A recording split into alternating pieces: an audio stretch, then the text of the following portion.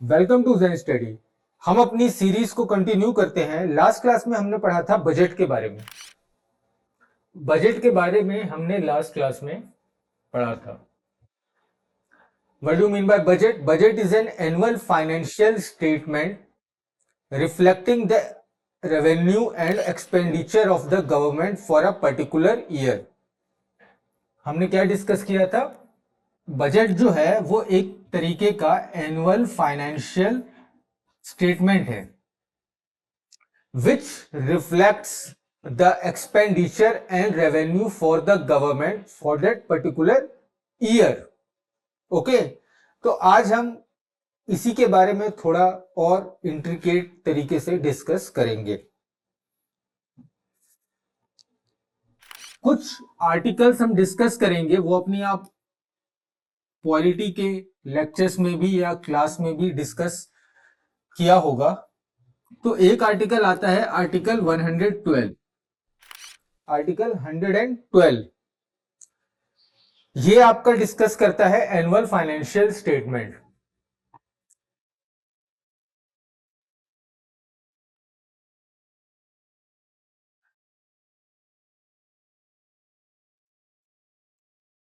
Article 112 discusses annual financial statement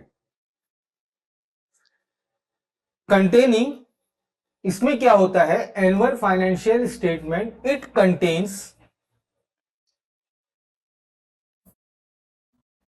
contains expenditure and revenue for the last year. It contains expenditure and revenue for the last year and projection for the future year. Okay? जो annual financial statement होता है उसमें जो last year में जो भी revenue generate हुई है या एक्सपेंडिचर अकर हुई है उसके बारे में मेंशन होता है। प्लस वो ये भी बताते हैं कि उनका प्रोजेक्शन जो अपकमिंग ईयर है उसमें क्या होने वाला है। ठीक है, उसमें वो क्या एक्सपेक्ट करते हैं कि कहां तक उनका एक्सपेंडिचर हो सकता है और कहां तक उनकी आमदनी हो सकती है। ठीक है, रेवेन्यू और एक्सपेंडिचर का जो डेटा होता है, revenue and expenditure data are separate. Revenue and expenditure data are separate. ठीक है, capital expenditure is different from revenue expenditure. तो कैपिटल एक्सपेंडिचर का जो डेटा होगा वो रेवेन्यू एक्सपेंडिचर से डिफरेंट होगा। ठीक है, अब हम डिस्कस करते हैं कुछ और आर्टिकल्स।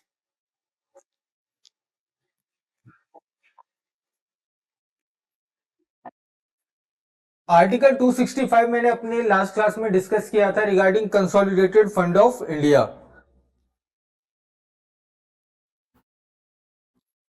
उसी के साथ हम डिस्कस करेंगे आर्टिकल 117 जो कि कहता है, article 265 consolidated fund of India के बारे में हमने डिस्कस किया था, जिसके बारे में मैंने आपको बताया था कि कंसोलिडेटेड फंड ऑफ इंडिया में से अगर कोई भी मनी को विड्रॉ करना है तो उसके लिए पार्लियामेंट की अप्रूवल की जरूरत पड़ती है। Money can't be withdrawn from consolidated fund of India without the approval of parliament. अब उसी के साथ हम डिस्कस करेंगे आर्टिकल 107। ठीक है, उसी के साथ हम डिस्कस करेंगे आर्टिकल 107। 107 आर्टिकल बोलता है कि टैक्सेस कांट बी इम्पोज्ड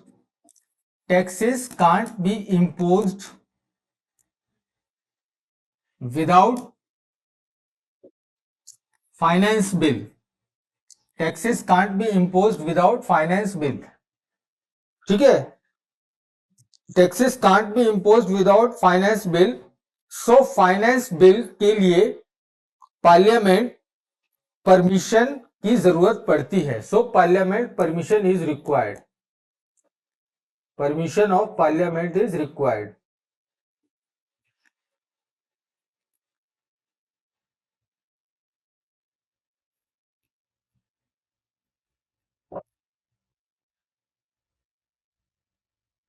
ये दोनों आर्टिकल आपको एक साथ ही पढ़ने हैं।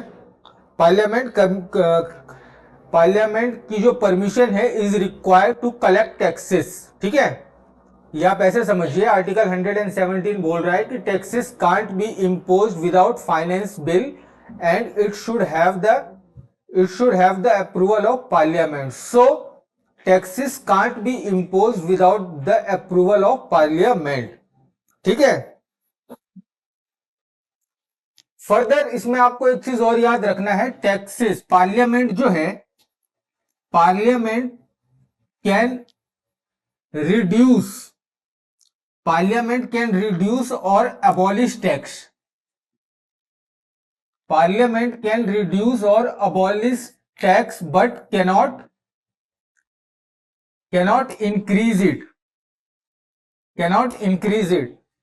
अगर गवर्नमेंट ने प्रपोजल दिया है फाइनेंस बिल में कि उन्हें 35% टैक्स किसी पर्टिकुलर एरिया में कलेक्ट करना है, तो वोटिंग के टाइम पे पार्लियामेंट ये बोल सकती है कि आप उसको 35 से 25% कर दो या पूरा ही अबॉलिश कर दो, लेकिन ये कभी सजेस्ट नहीं कर सकती कि 35 का 45% कर दीजिए, ठीक है।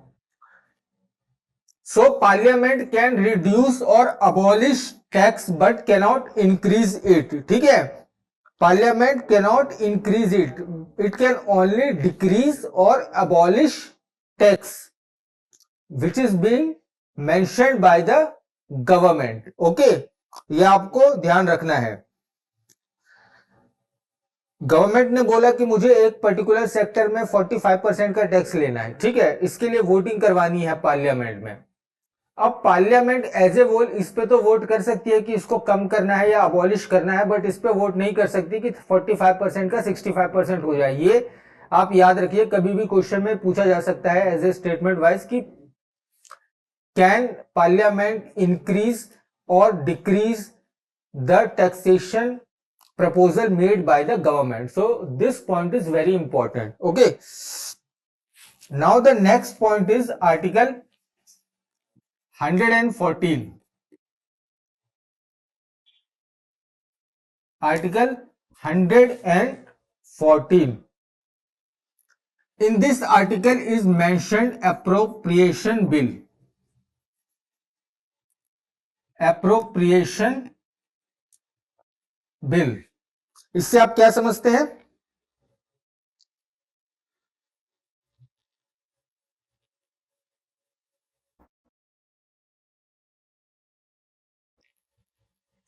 Appropriation bill is introduced to spend. Appropriation bill is introduced to spend money from Consolidated Fund of India. According to Article 114, appropriation bill is introduced to collect money from the Consolidated Fund of India. ठीक है, ये जो money है ये दो type की होती है, ठीक है। कंसोलिडेटेड फंड ऑफ इंडिया में money charge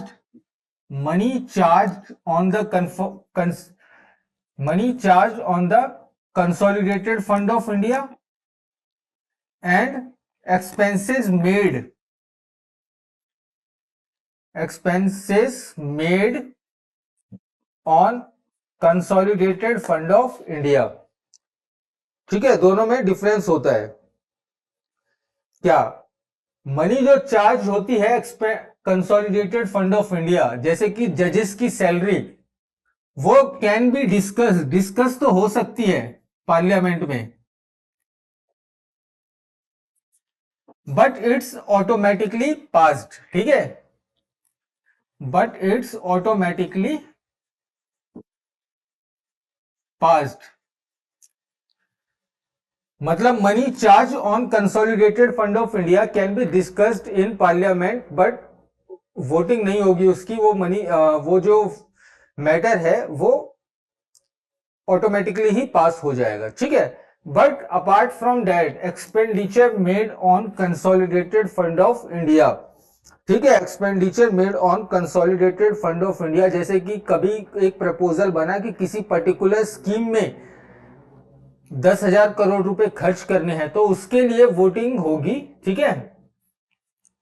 in this case voting is required, in this case voting is required.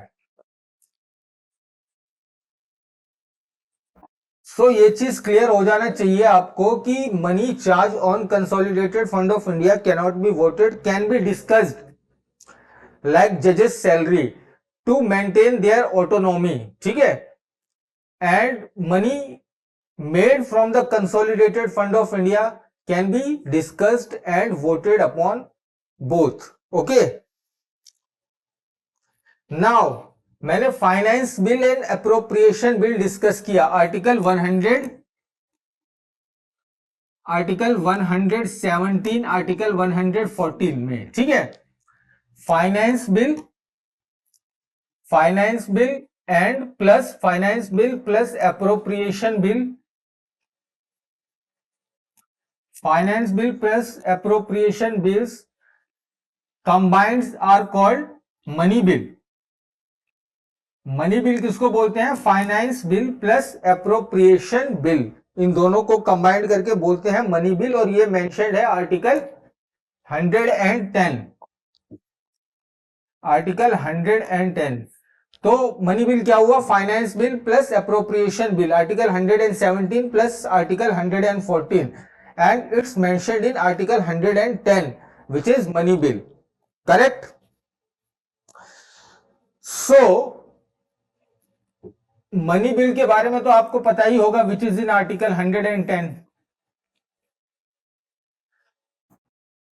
Rajya Sabha approval is not needed, Rajya Sabha approval is not needed,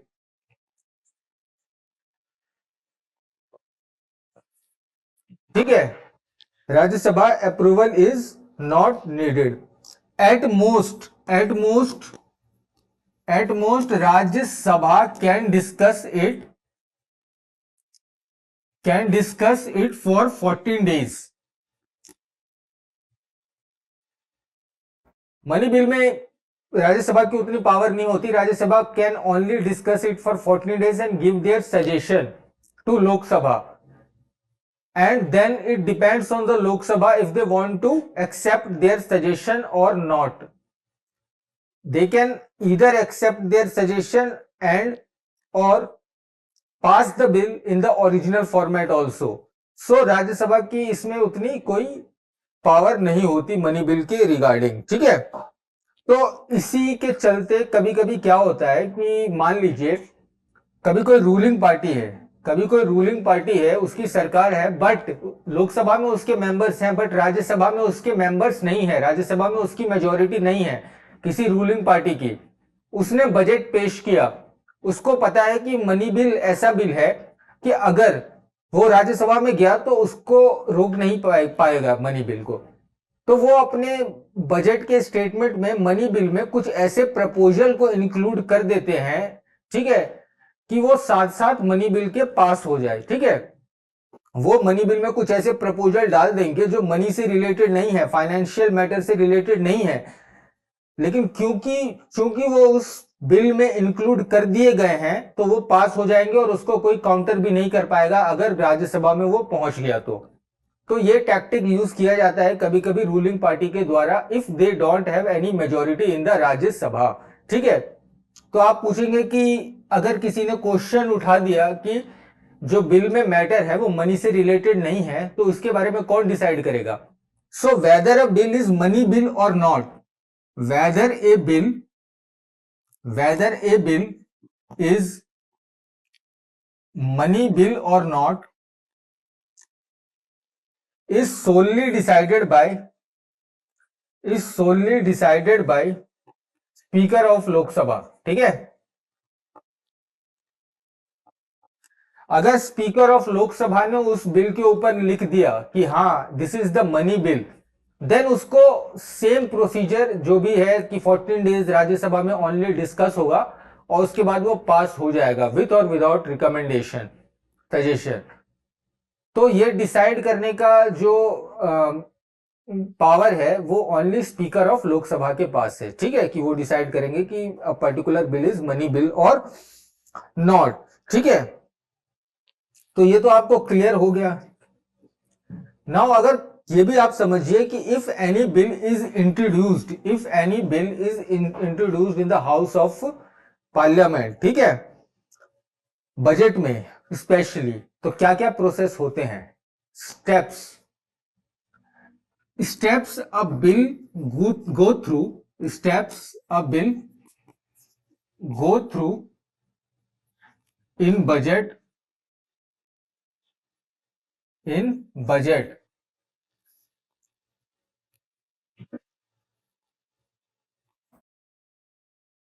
in budget while passing।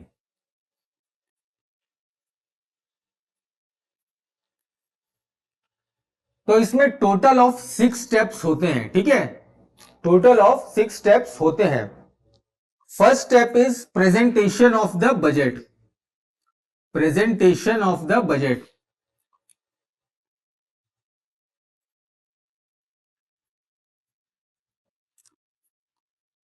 आप इसको खुद भी एक इमेजिन कर सकते हैं कि कौन कौन से प्रोसेस होते होंगे अगर आपने पॉलिटी में पढ़ा होगा, ठीक है। Second is general discussion, general discussion. Third step is parliament में बहुत सारी स्टैंडिंग कमिटीज होती हैं, तो वो स्टैंडिंग कमिटीज फिर बिल को स्क्रूटनाइज करती है, ठीक है। तो थर्ड स्टेप हो जाएगा आपका scrutiny by departmental, scrutiny by departmental committees. Parliament में स्टैंडिंग कमिटीज भी होती हैं, डिपार्टमेंटल कमिटीज भी होती हैं, ये अपने लक्ष्मीकांत के चैप्टर्स में आप पढ़ सकते हैं। तो वो हर एक सेक्शन के बिल को स्क्रूटनाइज करते हैं, ठीक है, हर एक प्रोविजन को। तो ये इसका तीसरा स्टेप होगा, ठीक है। Fourth step is voting on demand of grants, ठीक है, voting on demand of grants. कोई ग्रांट्स को मांगा गया है तो उसके बारे में फिर वोटिंग होगी, ठीक है। Fifth step is passing of appropriation bill, passing of appropriation. Fifth step is passing of appropriation bill and last step is passing of finance bill, last step is passing of finance bill. इनके बीच भी काफी minute steps भी होते हैं। अभी तो मैं अपनी YouTube की सीरीज को काफी ब्रीफ में आपको पढ़ा रहा हूं, लेकिन अगर आप फुल कोर्स प्लान करते हैं तो उसमें मैं माइन्यूट चीजें भी बताऊंगा, क्योंकि वो 4 महीने 4 महीने 5 महीने ही लगेंगे उसको पूरा पढ़ाने में। तो अभी मैं बस आपको एक आइडिया दे रहा हूं कि क्या क्या मोटा मोटी होता होगा, ठीक है। Now we will discuss one more thing, vote on account, vote on account.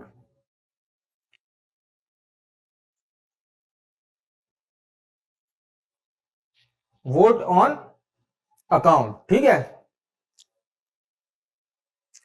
अभी आप समझिए कि जो कॉन्स्टिट्यूशन ऑफ इंडिया है उसमें यह पर्टिकुलरली मेंशन नहीं किया हुआ कि कौन से डेट को बजट जो है वो पार्लियामेंट में टेबल होना चाहिए, ये कॉन्स्टिट्यूशन ऑफ इंडिया में मेंशन नहीं है।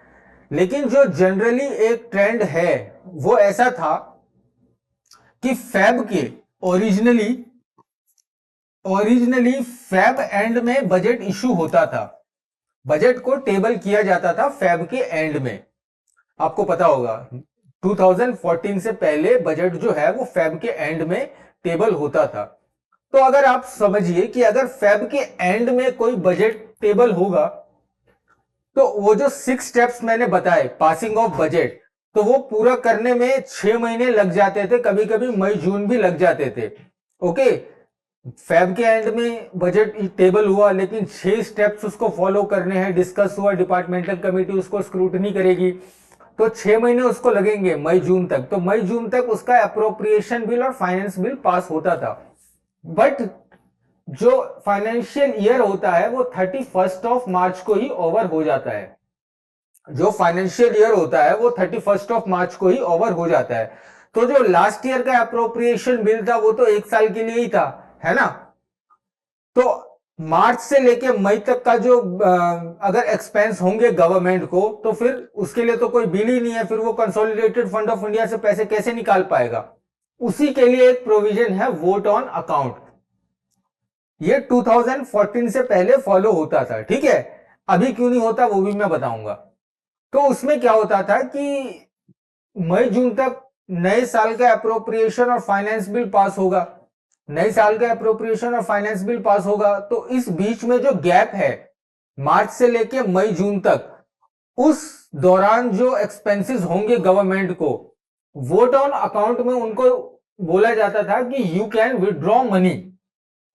वोट ऑन अकाउंट में उनको बोला जाता था कि you can withdraw money. Vote on account में उनको बोला जाता था you can withdraw money, you can withdraw money